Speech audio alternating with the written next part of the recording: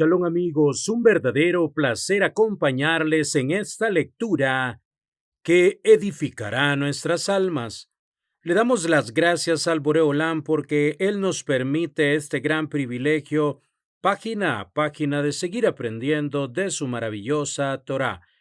Recuerda, cada día ha sido hecho especialmente para ti. Aprovéchalo. Comenzamos. La Torá para los cabalistas. El Ein Sof tuvo siempre que establecer un proceso de autorreducción para crear algo fuera de sí mismo. Siguiendo esta línea de análisis, nos encontramos con un problema en la definición del propio concepto de la Torá. Por ese motivo, los cabalistas dicen que la Torá representa todo el plan general del universo y que por lo tanto no se encuentra exclusivamente dentro de la Escritura. En el judaísmo medieval, esto llevó a todos los sabios judíos, en especial en Sefarad, a estudiar todas las ciencias: gramática, astronomía, astrología, física, matemática, geometría, medicina, etc., porque todas las ciencias estaban contenidas en la Torá. A mi modo de ver, en la actualidad el judaísmo ha encerrado el concepto de Torá a lo estrictamente religioso, cuando en la Edad Media la Torá era un concepto amplio y abierto a todas las ciencias. Si la Torá representa todo el universo, cualquier disciplina científica es un camino de Torá para llegar al Ein Sof. Así las cosas, un médico tiene el mismo nivel de importancia que el rabino, porque a través de la medicina se llega al Ein Sof, siendo que todo conocimiento es una parte de la misma Torá. De todos modos, nunca la Torá pierde el sentido literal. Los sentidos más profundos del texto nunca destruyen el sentido básico de la letra de la escritura.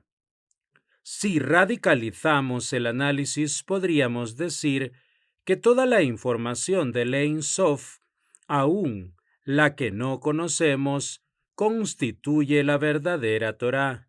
Si cogemos el camino de comprender la Torá como el plan general del universo, podríamos deducir que la Torá es la máxima manifestación posible del Ein Sof, y por esta misma vía podríamos llegar a una conclusión que la Torá misma es Dios. Es por eso que la Torá ha sido comparada al agua, pues tal como el agua desciende de un nivel superior a uno inferior, del mismo modo ha descendido la Torá de su sitio de gloria. En su estado original, la Torá es la voluntad y la sabiduría de Dios. Y la Torá es uno y lo mismo con Dios, a quien ningún pensamiento puede aprender. De allí la Torá ha viajado en descenso por etapas de ocultamiento, etapa tras etapa en el Hishtashlut, encadenamiento de los mundos, hasta que se invistió en cuestiones materiales y cosas de este mundo corpóreo, que abarcan casi todos los mandamientos de la Torá y sus leyes.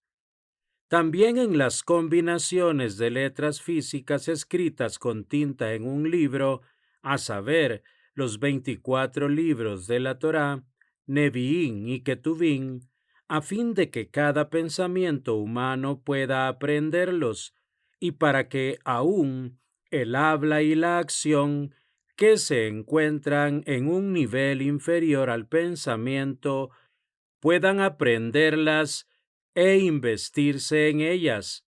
Shneur Salman Deliadi, Sefer Shel Beinonim, Tania, Buenos Aires, Quejot Lubavitch, Sudamérica, 1992.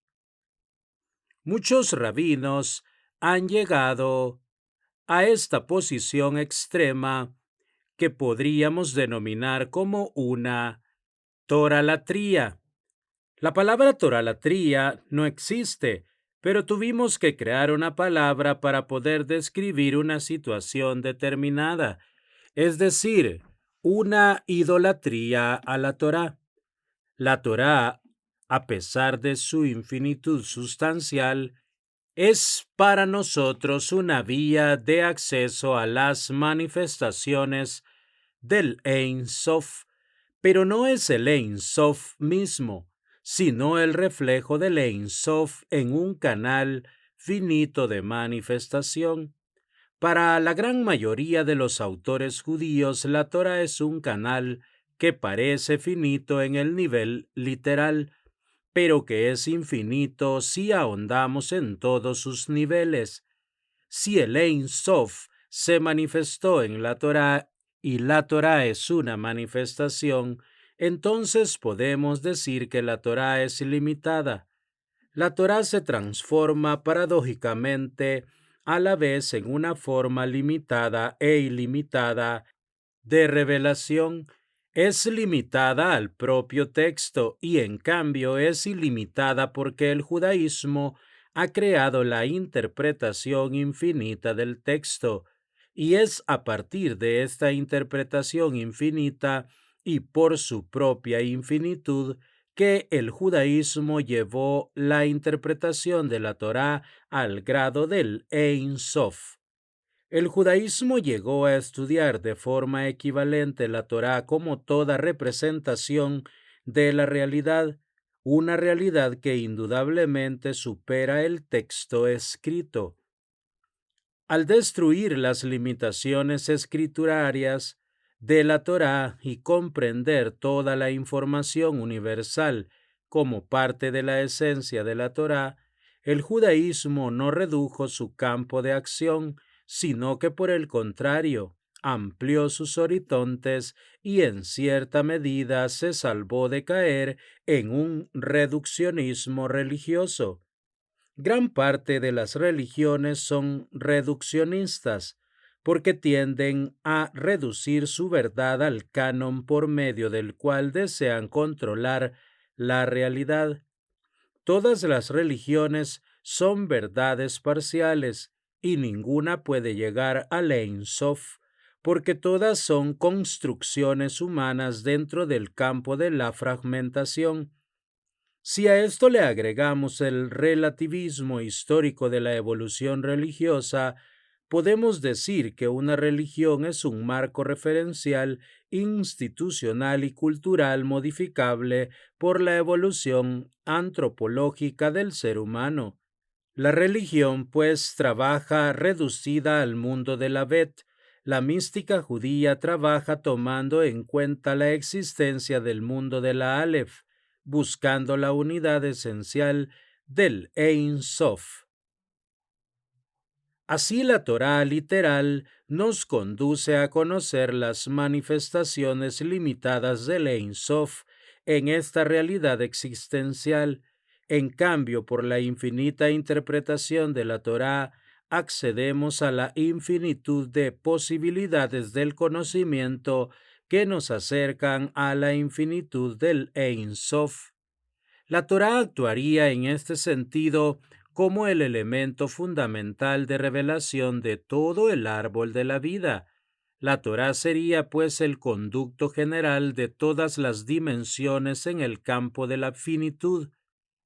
Por esa razón, la Torá comienza con la palabra hebrea Bereshit, palabra que contiene en primer lugar la letra Bet, y no con la primera letra del alfabeto hebreo, la Aleph, porque simboliza que toda la creación de Dios es una consecuencia de una manifestación limitada del Ein Sof, y que, por tanto, toda la lectura de la Torá se reduce en términos literales al mundo de la Bet. Aunque los grados de comprensión del mundo de la Bet son perceptibles como infinitos, desde nuestra perspectiva limitada predeterminada, son finitos vistos desde el Ein Sof.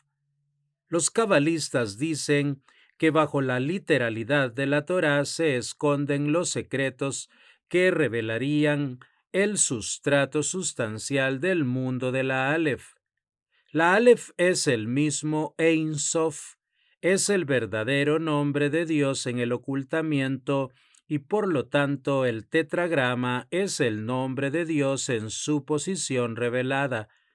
Así el tetragrama es el nombre que podemos soportar, pero no su nombre real, porque en realidad no existe un nombre real que podamos soportar.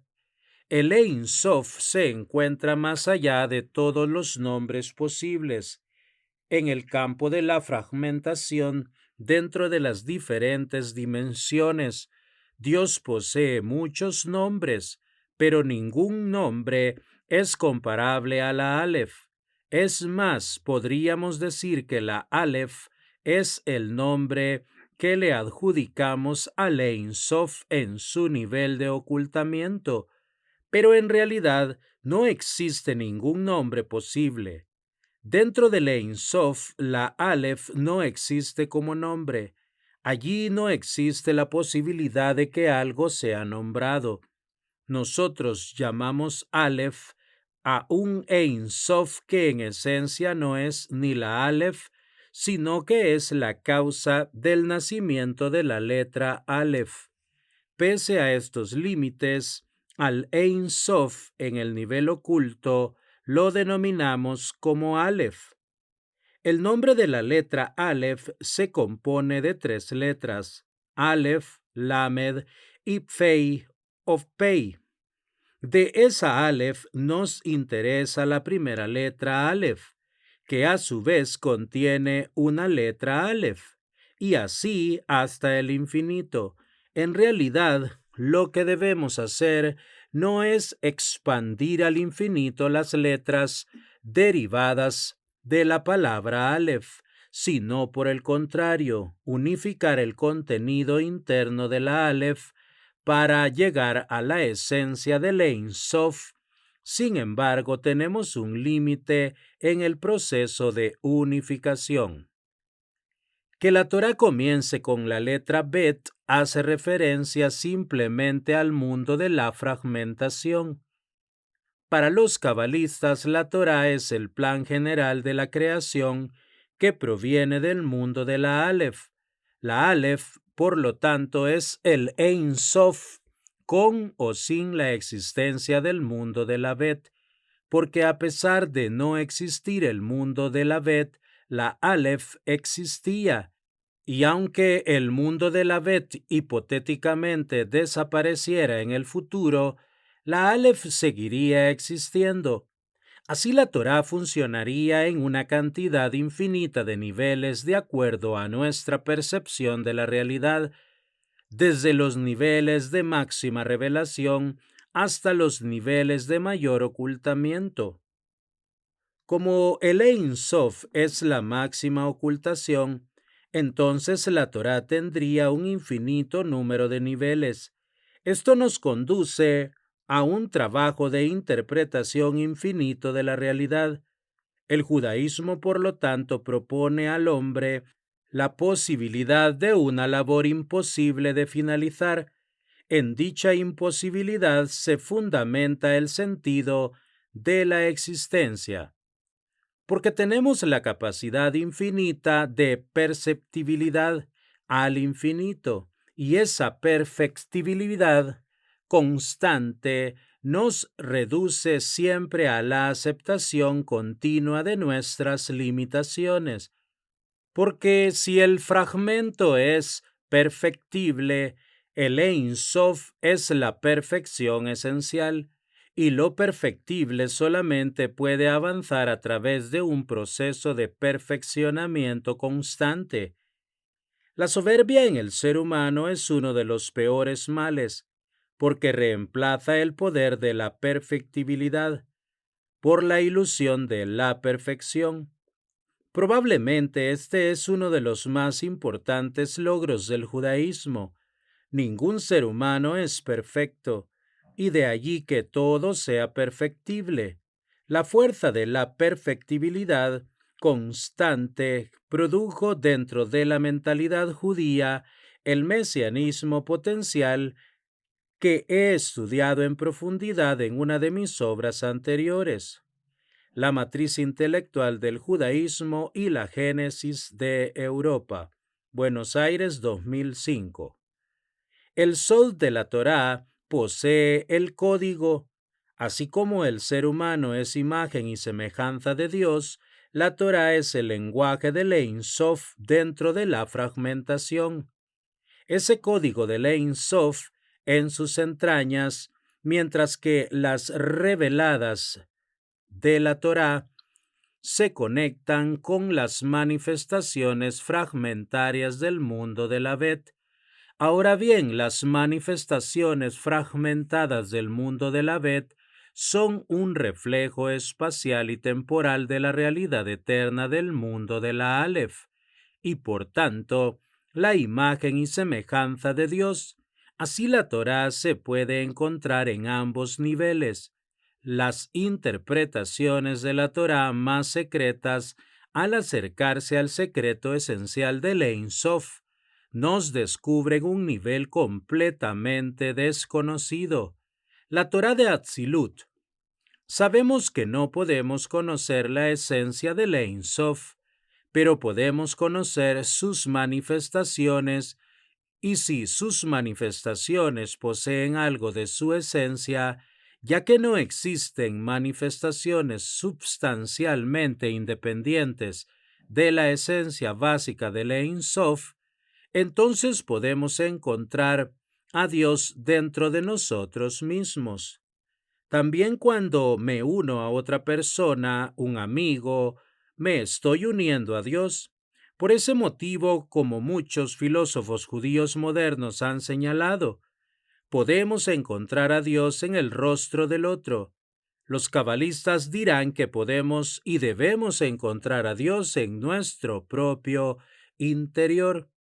Este es el nivel máximo de autoconciencia posible, ser conscientes de nuestra dependencia energética básica para lograr la existencia física. Cuando arribamos a esta conclusión, también debemos saber que Dios se encuentra dentro de nosotros mismos, tanto de mí mismo como de mi prójimo, lo cual hace que todo conflicto con mi prójimo es, en esencia, una lucha aparente entre los fragmentos divinos. ¿Cómo es posible que un fragmento del Ein Sof se contradiga con otro fragmento del Ein Sof?